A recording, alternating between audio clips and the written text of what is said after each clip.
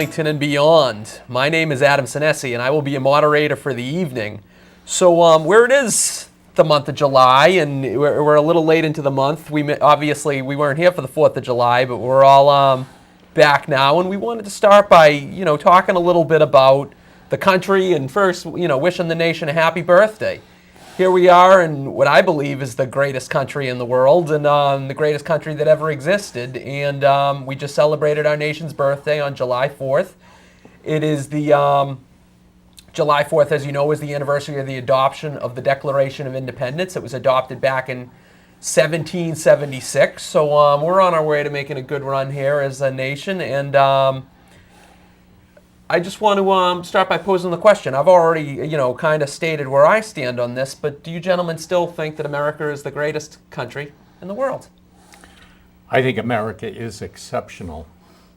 All right. And I think that the concept of liberty, as opposed to equality, is so much more important. Liberty that the Declaration of Independence has given us, the Constitution has given us. In all of the things that I've seen, the reading that I've done, I don't see another country that even comes close to what we have to offer. And very simply, and I guess this touches upon the immigration, why do you suppose there are so many people who are trying to come here to America? And it seems to be growing, the number of people that want to come here. I don't know. I never hear of another country that has the problem of immigration that we do. That is, with people knocking down their doors and wanting to get in. So yeah, I think America is exceptional, has been, and I hope will continue to be. And I think we will do everything we can to keep it that way. What do you think? Well, I think, since the country was founded in the creation of the Constitution and, what it, really declared in terms of all men being equal and expanding that concept throughout the world and supporting democracy throughout the world is one of the real great legacies of the United States. Its industries have grown dramatically. It continues to reinvent itself, which I think is really unique in most other countries in the world. And I see, the future is still going to be very bright for this country. It's got its share of challenges in front of it. Many nations do, but the United States is a resilient country and, seems to find its way, which is, part of what democracy is all about. I never said democracy was going to be pretty, but it works, and, it works in a kind of a unique way. And, it's been a real blessing, I think, to the rest of the world to see what a functional democracy really means, and what the rest of the world can look at is something that would be worthwhile to attain. And there's certainly a lot of troubling spots in the world, and gotten a lot worse in recent years. And hopefully we can still be that banner for people that this is an ideal. What's the single most important thing that bothers you about the future of America, if anything? I think certainly immigration is an issue for the country. It's one hopes it doesn't change the context of what the country is all about, that the culture that has made the United States such a great nation doesn't get watered down by people that have come across the border and don't really grasp why this is such a great country and just are here to take advantage of it. I mean, it's really interesting when you look at how the New World, kind of formed itself with North America, both being democracies, and South America starting out mostly as despots running the countries. And it's kind of interesting looking at the nations that, colonized, those different areas, and how one has been so successful and how one is not. And we really need to do a better job of exporting what we're all about, as opposed to importing what is really not, the thought process that will continue to make this country successful. And I'm sure we'll get there.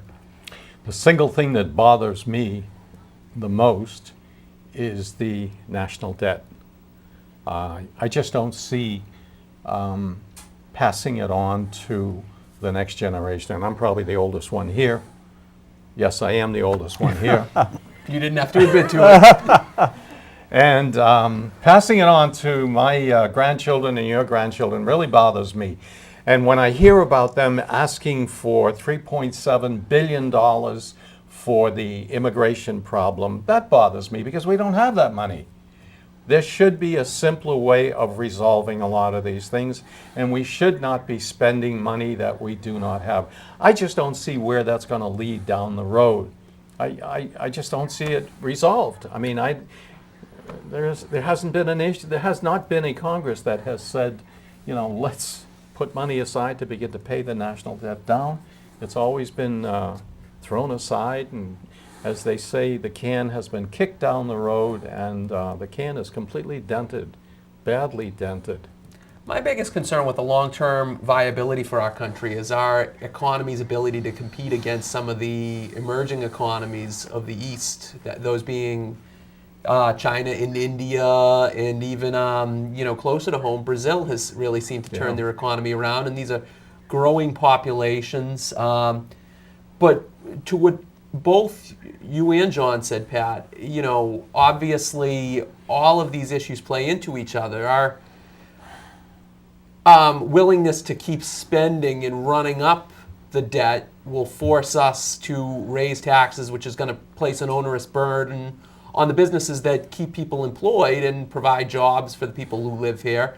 And more to what John said is I think we need to, at the end of the day, and I think everyone agrees on this, we need a smarter immigration policy, where we are competing against the economies of China and India. We're still supplying many of their students with college educations here, but they're having a tough time getting work visas to remain here. Yeah. And, so we're, sending those people back to where they came from when they could stay here and they could really help our corporations and create technologies that, as John had alluded to before, will help the country reinvent itself and provide more jobs and provide innovation. I don't know. What do you think, Larry? Well, I think we became great because we each had a stake in the outcome of the country. It was our job. We felt it was our responsibility to take care of ourselves, our responsibility to take care of our families, our neighborhoods, the state. The initial militias, they were required to own their own guns, required to bring it, provide their own ammunition, and defend and protect was individuals' responsibilities. Nowadays, where you have up to, what is it, like 47, 48, 49? In Massachusetts, over 50%. Over 50%. Receiving some sort of government handout. Yeah. I think part of I'm not sure it's a proper metric to say why people are coming over the border to participate. I don't think they're here to participate. I think they're here to take. For the goodies. For the goodies. I don't necessarily agree with that. But please finish your point. Well, thank you, Adam. I think that's a big encouragement that you will come here and you'll be able to be taken care of, healthcare, education, welfare. I think that's a biggie, and I think that was even promoted south of the border. There's reasons why people should come here, and also the recent fiasco, that was all set up by this administration.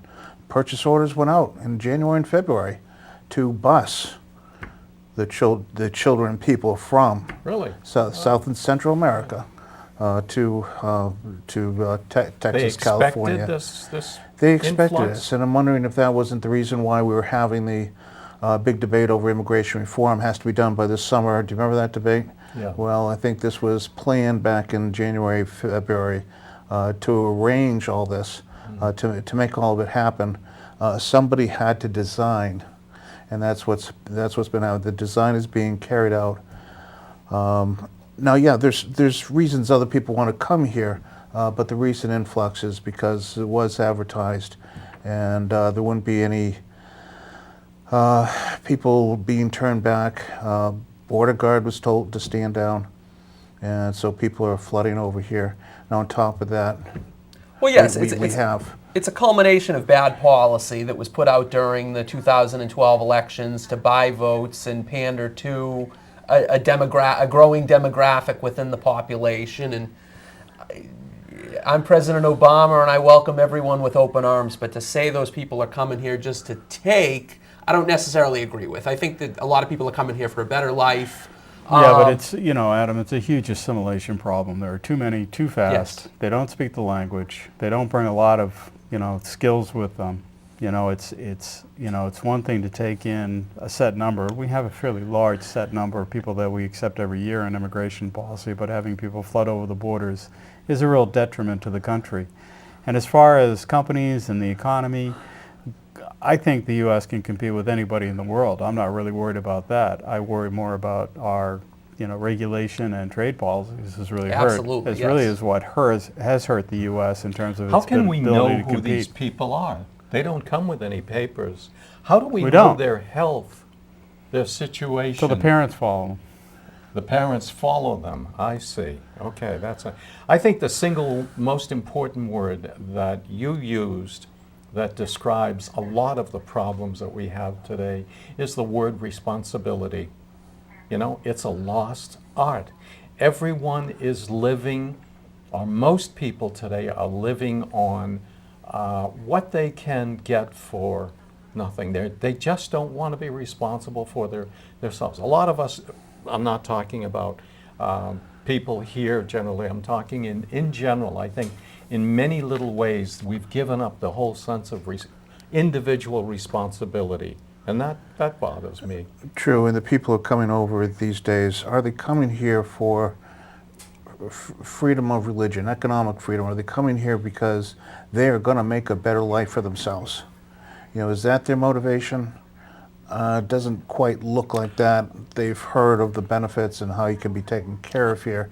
Economic refugees, and we've already set up and established the system to allow this to happen. That's a good point, and quite honestly, it's publicized down there. If you can get on a train and get to the United States, your life is going to, you can get on the dole and your life will be great. They've been promoting that now for some period of time, which is, indefensible from my perspective. But I have a little humorous story. Do you want to hear it about immigration? Please go Definitely. ahead. of course. Subject, U.S. Navy destroyer stops 4 Mexicans. U.S. Navy destroyer stops 4 Mexicans rowing toward Texas. Captain gets on the loud hauler and shouts, "Ahoy, small craft, where are you headed?" One of the Mexicans puts down his oar, stands up and shouts, "Gringo, we are invading America because we lost parts of America in the 1800s. The entire crew on the destroyer doubles over in laughter. When the captain finally catches his breath, he gets back on the loud hauler and asks, "Just the 4 of you?" The same Mexican stands up again and shouts, "No, we're the last 4. The other 12 million are already there."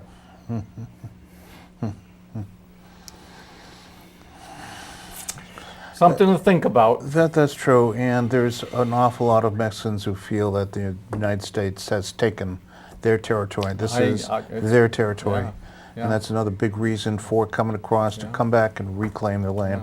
L.A. is, I understand, is pretty close to being a Mexican city now. The population there The is state of mostly- California is actually a majority-minority population, which there's nothing wrong with that. It's just, but to what you said earlier, that we need to know who's coming, and we need an organized policy. There needs to be a level of Absolutely. organization. We need to make sure that when people get here, that there are enough jobs waiting for them. There's not an influx, and we need to make sure there's jobs for one.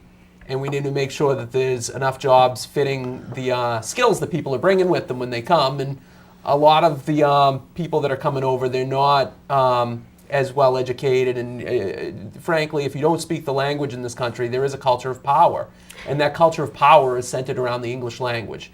If you cannot speak the English language, your chances of succeeding in this country are very low. So we need to make sure that the people coming here have the requisite skills to succeed. There are jobs ready for them. How do we get those jobs? We still have Americans looking for jobs. Yeah, we have a huge unemployment problem still in this country, Yeah. regardless of the So statistics when that you are out there. bring in people who have to be cared for, especially children that have to be cared for one way or another, and there are no jobs, and then you give them citizenship, and they now invite their not their friends, but their family in, it just multiplies. I think the rules for immigration have to be much stricter. And I do believe in the border being closed. I understand that today, by the way, they talked about, I forget who it was, talked about the possibility of passing a law. It was one of the congressmen, I think from Texas, as a matter of fact, to give the guards at the border the right to literally turn within certain criteria to turn those immigrants back around. In other words, right there at the border, they're not allowed in within whatever the rules or whatever the regulations are that they have to meet. But the guards would have the right to turn those people back if they. Well, there's a do novel not concept. Yeah. Guards. Yeah, turn them right back We around. thought that was their job. But I Well, hear right now they're taking care Yeah, but of I think the law is children. written so that you have to let them in, and they have to go through the process, and they have to be if they're if they're up to a certain age, they have to go through they have to go to court to be assigned, or they have to determine whether they are illegal or what. It's a whole process. So what they're trying to do is cut that process out and say, you don't qualify, go home. Which is... You gentlemen all understand, and I think I'm preaching to the choir here, that a good portion of these immigrants that are coming across the border are children because when Obama was pandering back in 2012, it was all about the DREAM Act. And if you're under a certain age, and now they're finding kids are drowning in the Rio Grande River trying to get here. Yeah. This is a public safety issue. It's not, there needs to be a level of organization. And these kids are being exploited by the people that are bringing them here.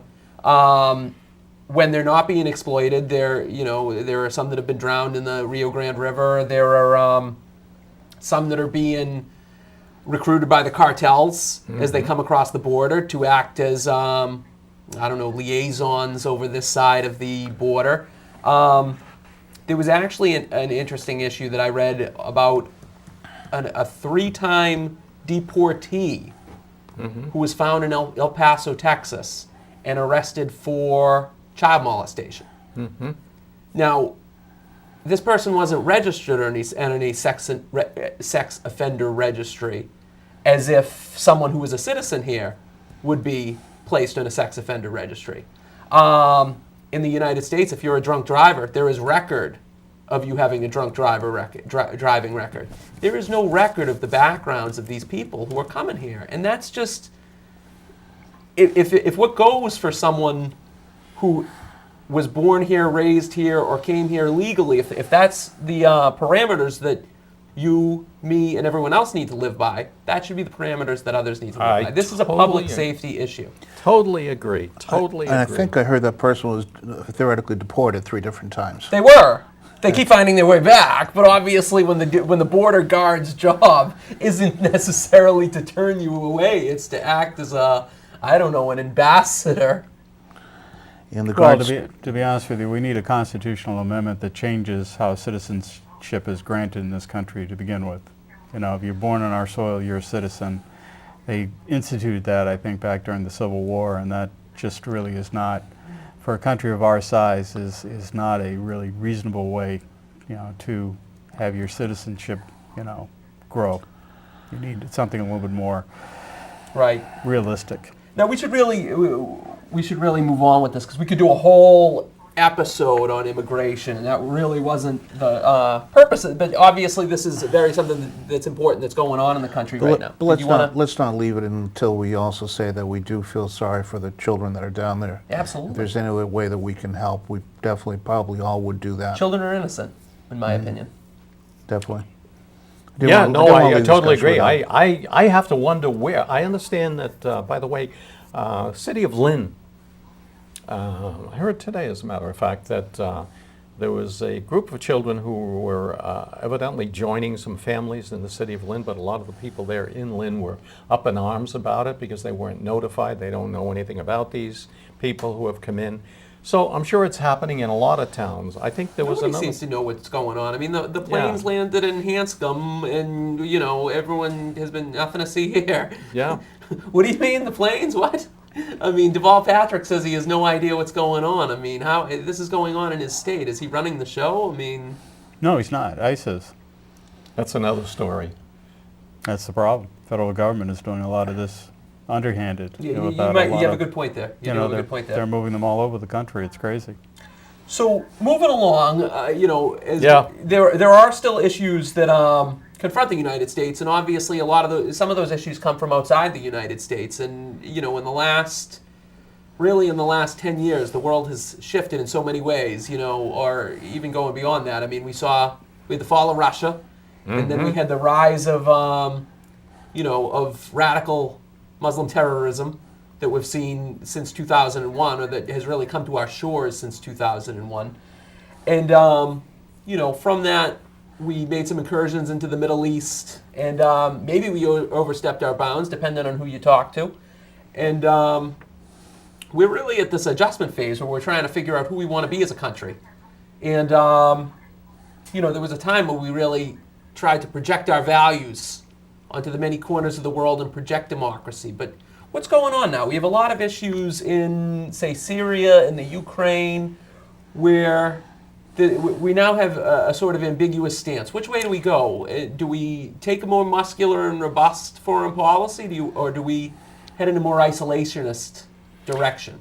I think we've tried to help as many people as we possibly have been able. We have expended, I guess I've heard it's over $1 trillion on Iraq. And we are, I think, using that as an example, using that as a template. That amount of money is pretty serious. The Americans who died there, pretty serious. The Americans who died in Afghanistan, pretty serious. Very serious. I think that it's time to pull back a little bit. We are involved in, I heard, I don't recall exactly where, but we have something like 400 or 500 bases everywhere throughout the world, and one of the biggest bases is in the Horn of Africa. And huge base, I understand, right on the Horn of Africa. And the point being is that we're everywhere, and we're competing with China. I don't think that we should be doing that anymore. I really don't. I think we have too many problems here at home that have to be resolved. And I'm right back to the same issue again, is where do we get the money for this? Where do we spend monies that we don't have? What right do we have to spend? What right does any congressman have to sign a bill for $500 million or $1 billion that we don't have? If you don't fix what's going on here in America, I just don't see how you can help anyone else. I really don't. I think it's time to become strong again on our own, and then we can begin to look outward again. Let me play devil's advocate. If we don't play geopolitics in the Middle East, how do you feel about paying $7 or $8 for gasoline at the pump?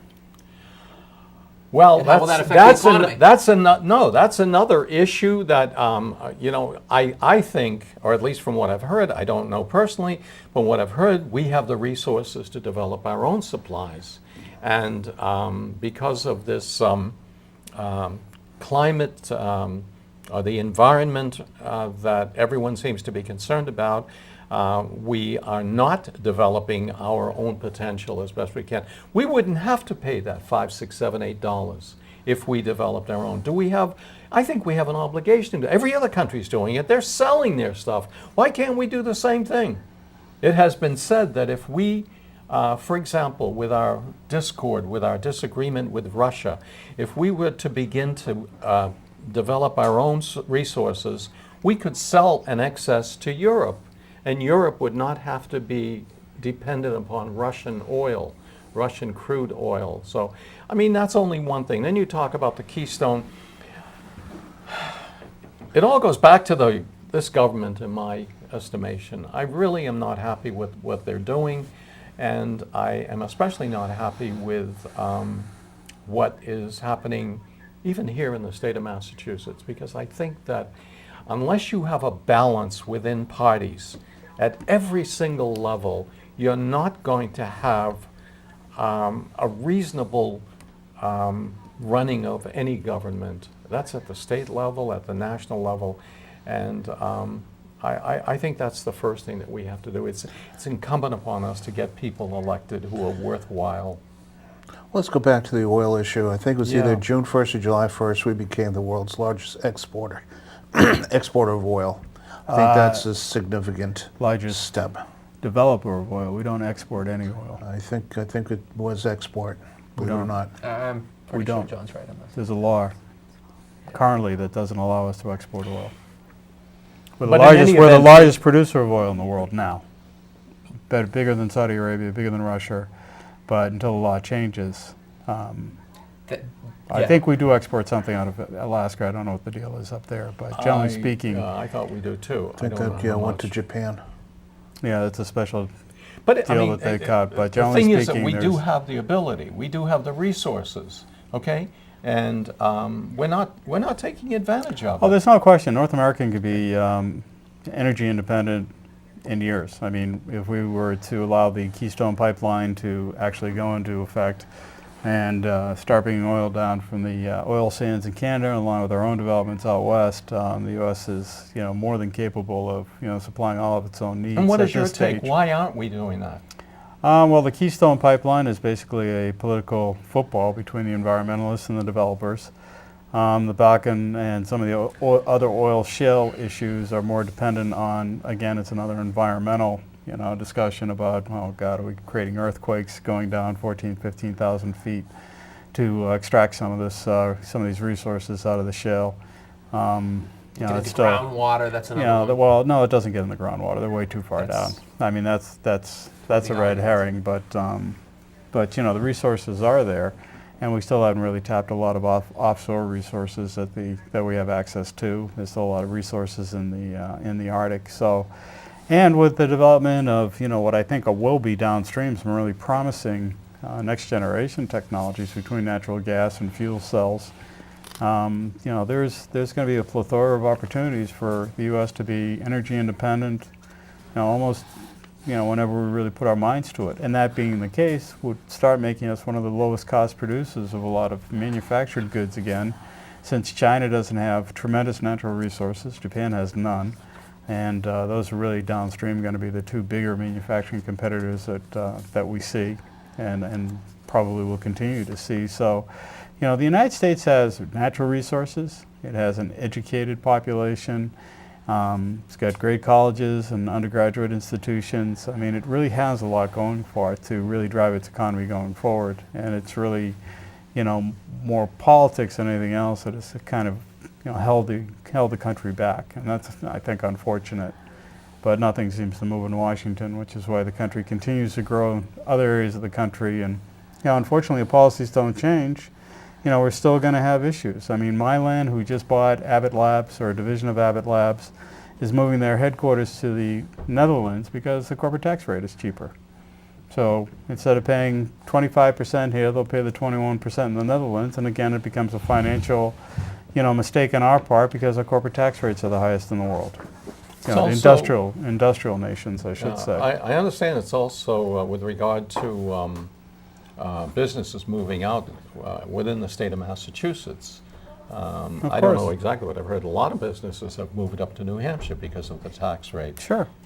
Imagine if they had passed that technology tax that the legislature Yeah. wanted to do here in Yeah. Massachusetts recently. Yeah, you look at companies that are coming in with manufacturing plants, they're not coming to the Northeast, they're not going to Detroit, they're going to Texas and Kentucky and Tennessee, where there are right-to-work laws and where there are, real tax advantages. So, people go, and corporations, are going to make those kinds of decisions. Where's the least expensive cost of manufacturing, and that's where we'll set up shop. And, it's just, the Northeast has continued to suffer from that. If it wasn't for the, colleges in the high-tech world, it would Yeah. really be a challenge here. Yep. So, getting back to our foreign policy, however, was there a turning point when Obama made his red line comment with respect to Syria? Was there a turning point in our foreign policy when we failed to act after that red line statement was made? And now we've seen China exercise a little bit more. We've seen them act a little bit more aggressively in the Pacific Ocean, South China Sea. South China Sea, and we've seen Russia, make inroads into the Ukraine. Was that a turning point where the United States blinked and the world watched and they sat back and said, you know what, the United States isn't going to do anything anymore? And whereas one time we were able to promote peace through strength, people evaluated our capabilities and what we have the stomach for at this point and said. It goes all the way back to even Libya, Egypt. We have said a lot of things, but really haven't done anything. In Libya, they bombed for a little bit, and that was. I have a feeling that. But in reality, there is no right or wrong in that part of the world, and quite honestly, I'm not sure picking sides. What's the benefit? I agree, but the statements have even been made? Well, that part may be true, but I think that our involvement in the Middle East, outside of our support for Israel, is it's an area of the world that's been struggling for 2,000 years, and it's not really a lot of these countries are created entities with very disparate groups inside the countries that despise each other, and it's virtually impossible to pick a side, and it's not in our best interest to do so. I agree. So what you're saying is mind your own business and let them take care of their business. As long, the only two reasons we would be there is oil was the first one, and I think certainly terrorism in recent years has really got our focus back in that area as well. Yeah. And we need, to be engaged, but we need to do it fairly intelligently, and it takes a much smarter foreign policy expert than myself to understand all the nuances that that you got to kind of look at to kind of weed your way through the scenarios there. As far as the South China Sea goes, I'm not sure we can. I'm not sure exactly there's an easy solution to that one either. China is being very belligerent. They're a big trading partner. One would think that their trade with us would be something that would hold them back, but there's a new leadership group there that is flexing its muscles. We can contain them. We have treaties there that we're committed to, but again, it's a very difficult strategy to ascertain. Yeah, it's true everywhere. We court Saudi Arabia because they seem to be stable, and doing so, we make enemies in the Middle East. I agree with you that it is very difficult to. And we're probably best to just leave them alone. Yeah, because it's not the countries. It's Sunnis, it's Shias, Sunni, it's Shia, Kurds. yeah. All I need to know about the Middle East, all I need to know about the Middle East is the group that is currently fighting to take over Iraq, ISIS. Sunni. ISIS, that we're against, is the same group essentially that's fighting the president of Syria, Exactly. who we're also against. Yes. So But it's just a basically- mess. But basically, it comes down to Sunni and Shia, exactly as he said. They're And then all those two sorts of other sides. subgroups. And I just am amazed when I read about it. I mean, here it is. So you got Iran on one side and Saudi Arabia on the other. Those are the kind of the players in the background. Yes. Yeah. But I mean, to think that these people are still fighting one another, killing one another, beheading one another over religious differences since the 7th century. Inside the same And they've been faith. doing this for... Inside the same faith. It goes a little bit deeper than that too, because it's Persian and Arab too. Not only is it kind of these breakdowns, but it's Persian and Arab that goes back, thousands of years, and it's such an intractable environment. It's also very difficult to determine where Iran stands in this whole issue. You know, the issue of the bomb. This guy Rouhani seems to be more friendly toward the United States, and yet I've heard both that Khamenei, the leader, is opposed to the United States and he wants to control Rouhani. You know, there's a lot of inside confusion, and it's difficult I have to admit, it would be difficult for Obama to respond to that. I wouldn't know what to do. I mean, I would try to look and try to make friends there, but every time you send a flat top in the area, you make more enemies if you don't send the flat top. So, you know, maybe what we should do is pull in our horns. Let China take over all of Africa. Let China, let them figure out what's going on in the South China Seas. Let them argue with Vietnam and with Myanmar and who are the other guys? Philippines, Japan. Yeah, Japan, Singapore, Singapore, Taiwan. yeah. India, of course. Yeah, India, yeah. Yeah, they're on the edges. It's become a much more dangerous world, no question about it, Yeah. and it's become a much more complicated world. Absolutely. There are no clear paths to follow. This is in World War II. Here are the bad guys. Here are the good guys. It's very nuanced, and it's very difficult to come up with a logical policy outside of just being the big guy on the block and hoping that you can intimidate everybody, which the U.S. still can do. I mean, by far and away the most powerful military on the planet, and could, you know, devastate just about anybody in short order. But that wouldn't really resolve a lot of issues. Nor would the American people, after all the conflicts we've been involved with, be willing to, I think, see another one come on. Yes, I agree. We're tired. We're really more focused on what we need to do at home. And that's really where most of our energy should be spent. And, you know, we need to be engaged, but I don't think it's our role to wave the big stick all day long. Did you have a final thought? I think that's where Blinken in Syria happened. I think that's why it happened. I think we realize as a country that we are already overextended.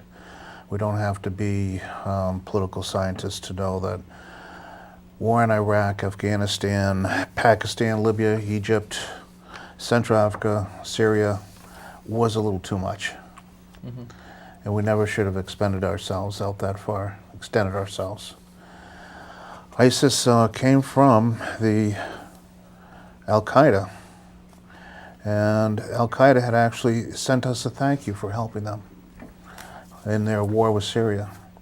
And now I guess they've renamed themselves ISIS, so it can't be, it's not news as far as where our aid is actually going. Segments of Al-Qaeda have actually disowned ISIS because, of all things, ISIS is too radical for Al-Qaeda. Yeah, they don't agree with the beheadings and some of the there stuff. There were beheadings in Egypt, there were beheadings, that's the way they've operated. Yeah. So to hear that somebody's more radical than they are. But I think Al-Qaeda is trying to become a little bit. Remember, they have to sell themselves to all of their own people too. So I think they're trying to be a little bit more reasonable. This ISIS group is deadly, brutal.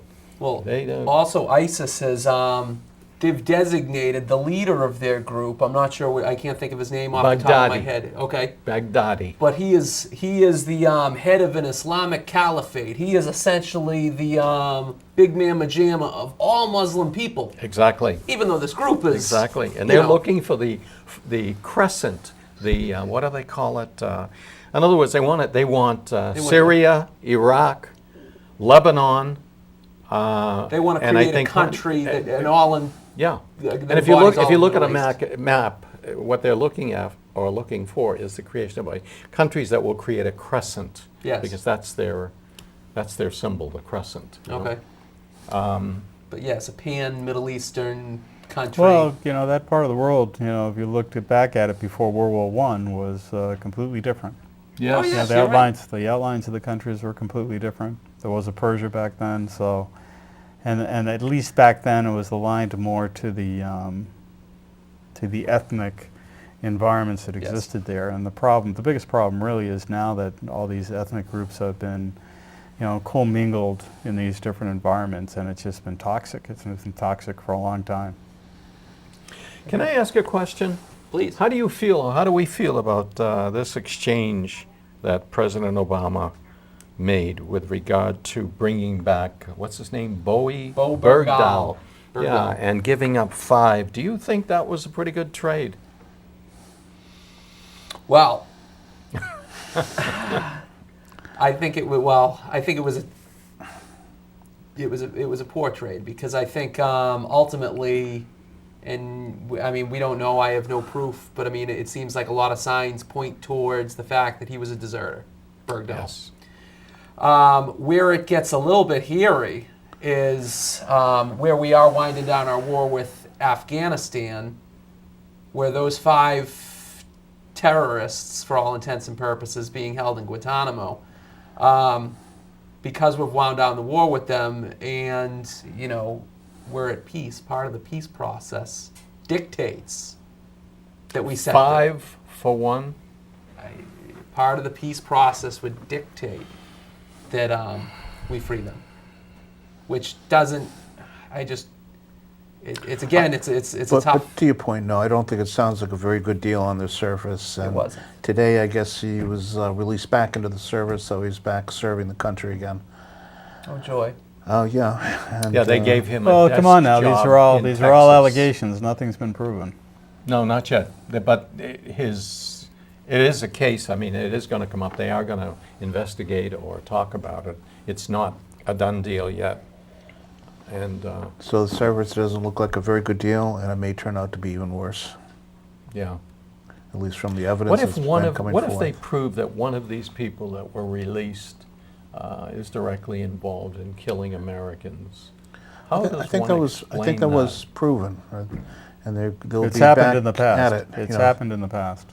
It's already happened? Oh yeah. Yeah. There have been people released out of Guantanamo that have gone back into Oh, I didn't know that. Wow. back to their home countries, and Oh. Americans have been. Oh. And it was Obama's intention to shut down Guantanamo, so this was a way of moving people out.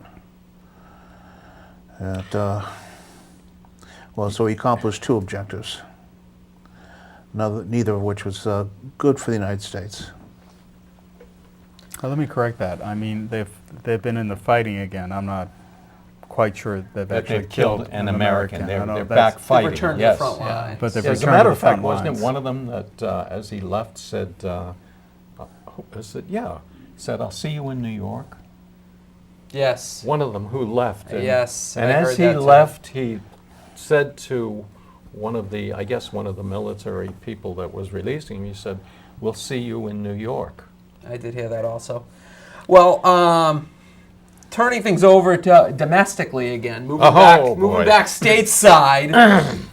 Do we feel that in some ways our freedoms are under attack from within, from an overexpansive government? For example, we've seen a lot of things in the last few years with wiretapping against our own people, and we've even seen instances where journalists have been tracked by the Department of Justice, and there was a breach within the IRS that we can talk more about. I expect you have some very solid feelings about all of these issues. Would you like to start? Well, the scariest thing about it is that we're now starting to accept it as normal. We kind of know we're being Yes. watched at all Right. times. We don't know how expansive it is. I'll bet they're only letting on part of it. So to want to shut that off, stop it, I don't think we know how to, but we need to learn. Yeah, they- this one crosses both political parties. Both are unhappy with what they're seeing out of Washington, and quite honestly, a lot of this started with the Homeland Security Act that was passed, during 2002. during Bush's reign, and there's a lot of things in there that are pretty acrimonious to the American citizen, and gives the government way too much power. Indefinite And detention for one of them. Oh yeah, nobody knows anything about a lot of the details there. Most of it doesn't see the light of day because these bills get shoved in the background until it actually impacts a citizen.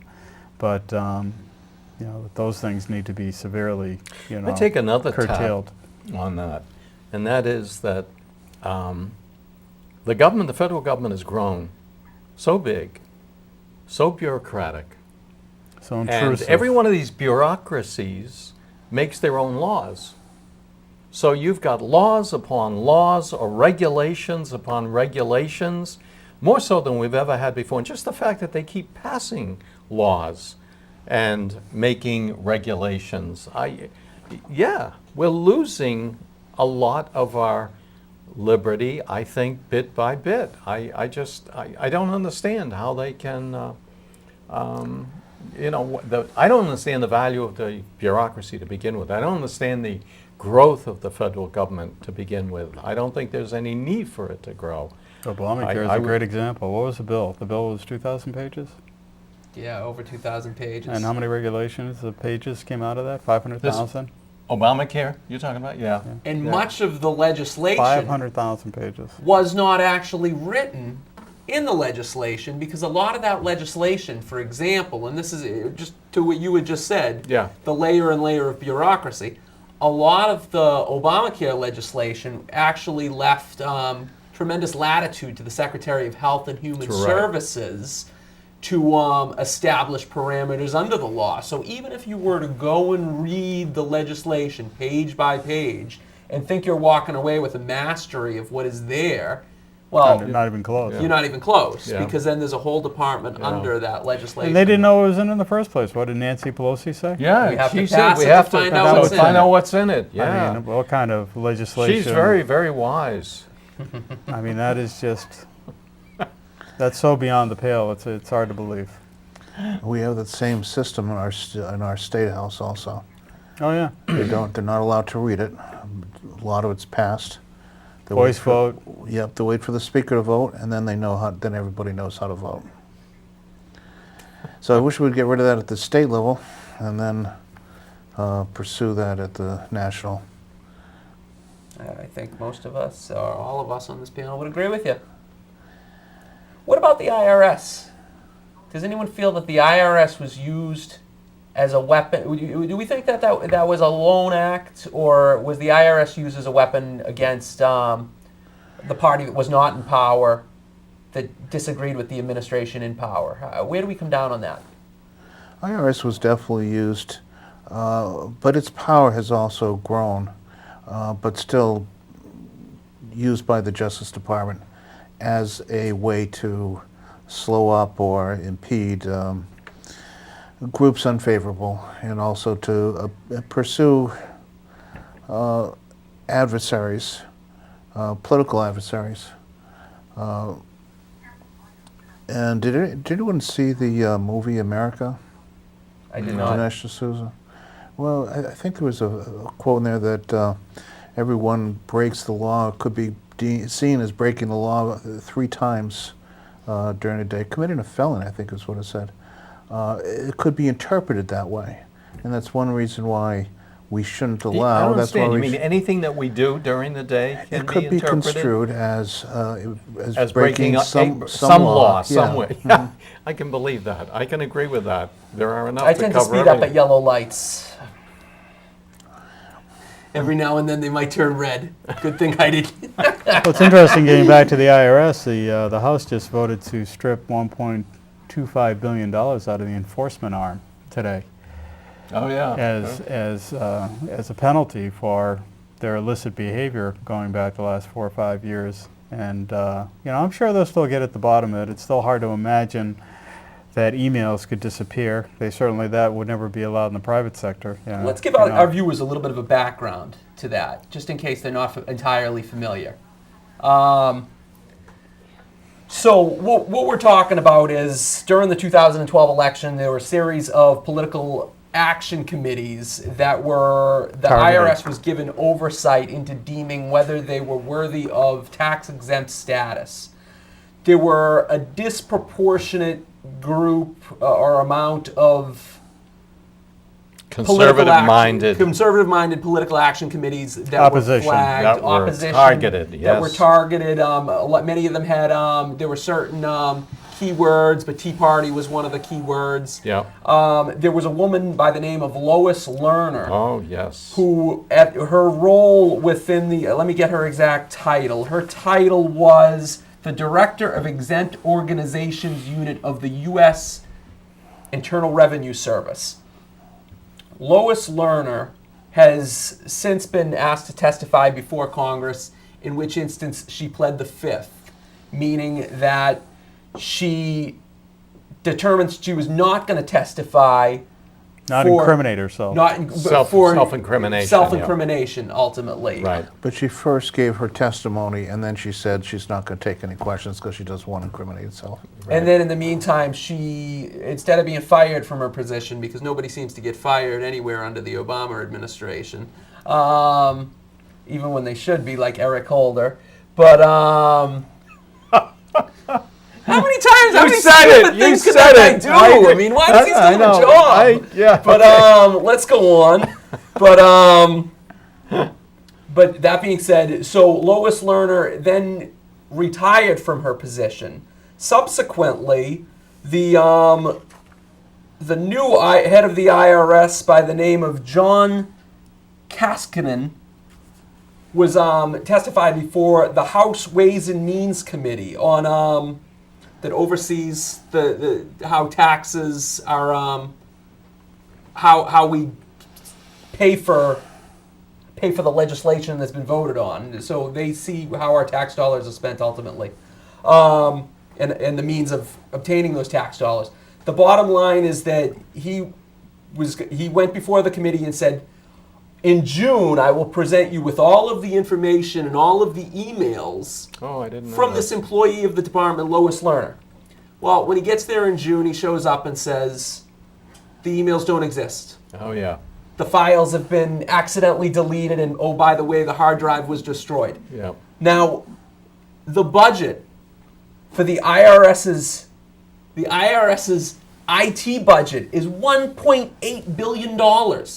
And he showed up in front of Congress in a day and age where there's hard drives to back up hard drives. Well, they're all in servers. I'll tell you that right now. Anyone that They knows can find IT them. knows that. Oh, Any yeah. layman They can knows find that. them. Of course. And he showed up and testified that the dog ate my homework. Now, this is a department, and I don't want to get audited, so please, don't take it personally, Mr. IRS, if you hear what I'm about to say. If that was the private sector, you'd be fined billions, millions of dollars. If they wanted to audit you, they can go back and ask you for 7 years' worth of receipts.